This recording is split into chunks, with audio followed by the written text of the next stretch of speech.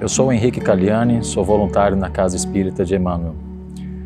Hoje nós irei fazer uma leitura sintetizada da introdução deste livro, A Segunda Vinda do Cristo, do sábio guru indiano Paramahansa Yogananda. Yogananda nos deixa uma grande mensagem, uma grande lição nesse livro, que é a questão da interpretação do que é a segunda vinda do Cristo, que tanto se fala por aí. Nós que estamos aguardando o Messias, nós que aguardamos a vinda desse Cristo, é destacado aqui nessa leitura, breve leitura que iremos iniciar agora. Ao intitular esta obra A Segunda Vinda do Cristo, não estou me referindo ao retorno literal de Jesus à Terra. Ele veio há 2000 anos e, após legar um caminho universal para o reino de Deus, foi crucificado e ressuscitou. Seu reaparecimento para as multidões hoje não é necessário para a concretização de seus ensinamentos. O necessário é que a sabedoria cósmica e a percepção divina de Jesus falem novamente por meio da experiência e do entendimento que cada um tenha da consciência crística, infinita, que estava encarnada em Jesus. Essa será a sua verdadeira segunda vinda. Há uma diferença característica de significados entre Jesus e Cristo. Seu nome era Jesus, seu título honorífico, uma homenagem, era o Cristo. Em seu pequeno corpo humano chamado Jesus, nasceu a vasta consciência crística, a onisciente inteligência de Deus, presente em toda parte e em cada partícula da criação. Essa consciência é o Filho unigênito de Deus, assim designado porque é o reflexo único e perfeito da criação, do absoluto transcendente, o Espírito ou Deus Pai. Foi a respeito dessa consciência infinita, plena de amor e bem-aventurança de Deus, que São João falava ao dizer: a todos quantos o receberam, a consciência crística, deu-lhes o poder de serem feitos filhos de Deus. Assim, de acordo com os próprios ensinamentos de Jesus, conforme registrado por João, seu discípulo mais adiantado, todas as almas que tornam unificadas a consciência crística por meio da autorrealização intuitiva são corretamente chamadas filhos de Deus. Vamos entender o que é autorrealização. Auto, em letra maiúscula para designar o eu, ou alma, a verdadeira identidade do homem, distinto do ego ou do pseudo-alma, ou eu inferior com o qual o homem temporariamente se identifica devido à ignorância de sua real natureza. A autorrealização é o conhecimento, percebido mediante o corpo, a mente e a alma, de que somos um com a onipresença de Deus, de que não temos que orar para que Ele venha a nós, de que não estamos meramente sempre próximos, mas de que a onipresença de Deus é a nossa própria onipresença, de que somos parte dele agora, tal qual haveremos de ser sempre. Só o que precisamos é aperfeiçoar o nosso conhecimento. Continuando, um pequeno cálice não pode conter o oceano. Da mesma maneira, a taça da consciência humana, circunscrita pelos instrumentos físicos e mentais da percepção material, não pode abarcar a consciência crística universal. Não importa o quanto a pessoa deseje fazê-lo. Por meio da ciência definida da meditação, conhecida há milênios por yogis e sábios da Índia, inclusive o próprio Jesus, qualquer um que busque Deus pode alargar o calibre de sua consciência até a onisciência, para receber dentro de si a inteligência universal de Deus. O que Jesus ensinou e que está relatado no Novo Testamento da Bíblia, muito poucas pessoas compreendem. Elas simplesmente leem que ele disse e o repetem. O porquê está documentado nas Escrituras bíblicas. Acreditam cegamente com pouco esforço para realizar a sabedoria ali presente por meio da sua experiência pessoal. A realização consciente, em sintonizar a própria consciência com Cristo, daí surge o entendimento correto.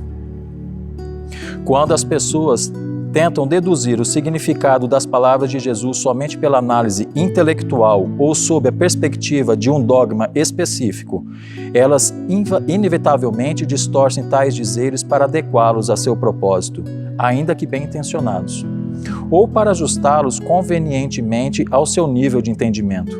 A sabedoria de Cristo tem que ser aprendida por meio da comunhão, não racionalização. O único critério confiável de interpretação das Escrituras é o testemunho da autêntica percepção, alcançar o estado de consciência no qual os profetas perceberam as verdades e as expuseram, e assim testemunhar o significado que pretendiam. As palavras de Jesus só revelam totalmente sua sabedoria àqueles que meditam com profundidade na consciência crística que ele possuía.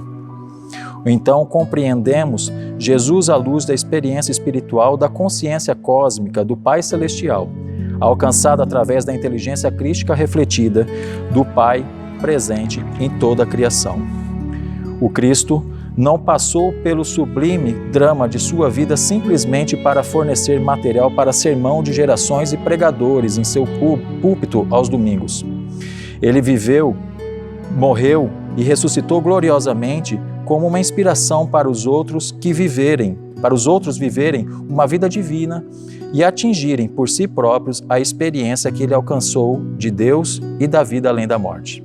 Jesus Cristo foi crucificado uma vez, mas seus ensinamentos são crucificados diariamente nas mãos de superstição, do dogmatismo e das interpretações teológicas pedantes e equivocadas.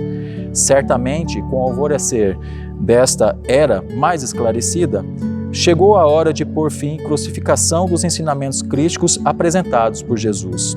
Sua mensagem original deve ser ressuscitada de seu sepultamento por meio da autorrealização, a iluminadora experiência interior da verdade. Os salvadores do mundo não vêm alimentar divisões doutrinárias hostis, e seus ensinamentos não devem ser utilizados com esse fim. Chega a ser impróprio referir-se ao Novo Testamento como a Bíblia cristã, pois ele não pertence exclusivamente a nenhuma seita. A verdade destina-se a promover a bênção e a elevação de toda a raça humana, assim como a consciência crística é universal. Também Jesus Cristo pertence a todos. O significado material dos ensinamentos de Cristo enfatiza seu valor aplicado ao bem-estar físico e social.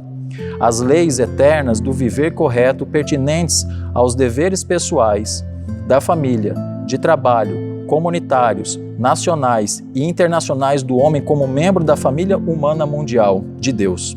A interpretação mental elucida a aplicação dos ensinamentos de Cristo para o progresso da mente e do entendimento humano, o desenvolvimento das suas faculdades intelectuais e psicológicas, seus pensamentos e valores morais. Interpretados em relação ao aspecto espiritual do ser humano, os ensinamentos de Jesus apontam o caminho para o reino de Deus. A experiência pessoal das infinitas potencialidades divinas de cada alma como um filho imoral de Deus, por meio da comunhão devocional e união definitiva com o Pai Celestial e o Criador de todos. Mesmo o indivíduo material ou intelectualmente mais capacitado não pode conseguir fazer de sua vida um verdadeiro sucesso. É a pessoa de realização espiritual que cientificamente alcança o êxito integral, o que significa ser feliz, saudável, inteligente, satisfeito e verdadeiramente próspero com a bem-aventurada sabedoria que confere pela realização alcançada por meio da comunhão com Deus. A experiência pessoal da verdade é a ciência por trás de todas as ciências. Mas para a maioria das pessoas, a religião tornou-se uma questão apenas de crença. Alguns creem no catolicismo, outros creem em alguma religião protestante, outros afirmam sua crença que a religião judaica, ou hindu, ou muçulmana, ou budista seja o caminho correto. A ciência da religião identifica as verdades universais comuns a todos. O fundamento da religião ensina como as pessoas podem, por meio da aplicação prática de tais verdades, construir a sua vida de acordo com o plano divino. Há uma enorme diferença entre religião e filosofia teóricas e sua prática eficaz. Falando de um ponto de vista prático, a filosofia pode ser dividida em 3 segmentos: ética, psicologia e metafísica. Essas 3 divisões estão incluídas nas Bíblias cristã e na hindu, Bhagavad Gita. A ética, a verdade das Escrituras aplicada à vida material, expõe a ciência do dever humano, as leis morais e o comportamento correto. A psicologia, a verdade aplicada ao bem-estar mental, ensina a pessoa a se analisar, pois nenhum processo espiritual é possível sem introspecção e autoanálise, com as quais a pessoa se dedica a descobrir o que ela é, de forma a poder se corrigir, tornando-se o que deveria ser. A metafísica, a verdades pertinentes à dimensão espiritual da vida, explica a natureza divina e a ciência do conhecimento de Deus. Essas 3 partes, consideradas em conjunto e colocadas em prática, constituem a religião. Jesus encarnava verdades eternas, conforme ele mesmo declarou quando referiu a sua consciência crística: eu sou o caminho, a verdade e a vida. Ao mesmo tempo, divino e humano, Jesus viveu entre os filhos de Deus como o irmão mais velho, que sustenta os menores, amados pelo Pai, Pai de todos, enviados à terra para redimir seus irmãos e irmãs iludidos pelo desejo, incitando-os a tornar-se como ele. Nos registros do Evangelho sobre sua vida, encontramos o seu caminho para o reino de Deus, ensinado não apenas em preceitos, mas pelo exemplo. É uma suposição errônea de mentes limitadas e de grandes mestres como Jesus, Krishna e outras encarnações divinas se foram para sempre da Terra quando não mais visíveis aos olhos humanos. Não é verdade. Jesus Cristo está mais vivo e ativo nos dias de hoje, em espírito, e ocasionalmente assumindo a forma de carne e osso. Com seu amor universal, Jesus não se satisfaz em somente desfrutar da sua consciência bem-aventurada no céu. Ele está profundamente interessado na humanidade e deseja oferecer seus seguidores os meios de alcançar a liberdade divina da entrada do reino infinito de Deus. Ele está desapontado por muitas, são as igrejas e os templos fundados em seu nome, frequentemente prósperos e poderosos, mas onde está a comunhão que ele enfatizava, o verdadeiro contato com Deus? Jesus deseja que os templos sejam estabelecidos primeiramente, acima de tudo, nas almas humanas e depois externamente em locais físicos de adoração. Em vez disso, há muitos edifícios gigantes, com enormes congregações sendo doutrinadas no igrejismo, mas são poucas as almas que realmente em contato com Cristo por meio da oração e da meditação profunda. No mundo cristão, poucos compreenderam a promessa de Jesus de que depois que tivesse partido, ele enviaria o Espírito Santo. O Espírito Santo é o invisível, o sagrado poder vibratório de Deus, que sustenta ativamente o universo. Na vibração cósmica do Espírito Santo está o Cristo onipresente, o Filho ou a consciência de Deus imanente na criação. Pela bênção da comunhão com o Espírito Santo, a taça da consciência humana se expande para receber o oceano de consciência crística. Assim, Cristo surgirá uma segunda vez, na consciência de todo praticante dedicado que alcance a maestria sobre a técnica do contato com o Espírito Santo. Esses ensinamentos foram enviados para explicar a verdade da forma como Jesus pretendeu que ela fosse conhecida no mundo. Não para trazer um novo cristianismo, mas para aprender o verdadeiro ensinamento de Cristo, como tornar-se semelhante a Cristo, como ressuscitar o Cristo eterno dentro do próprio eu. E assim é.